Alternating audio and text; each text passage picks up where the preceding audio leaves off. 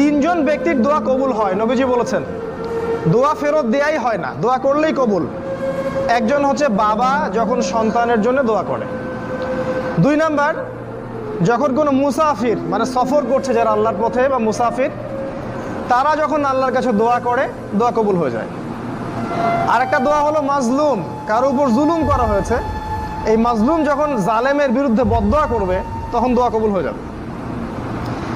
এই মুসাফিরের দোয়া কবুল হয়। একজন মুসাফির হাত তুলে আল্লাহকে বলছিল, আল্লাহ আমাকে এইটা দাও, আল্লাহ আমাকে ওইটা দাও।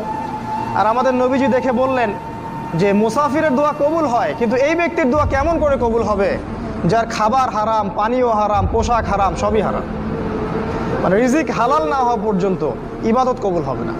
তাই যাবতীয় সুদ, যাবতীয় ঘুষ, এই যে হারাম রিজিক, হারাম পণ্যের ব্যবসা, এগুলো থেকে তওবা না করা পর্যন্ত ইবাদত তো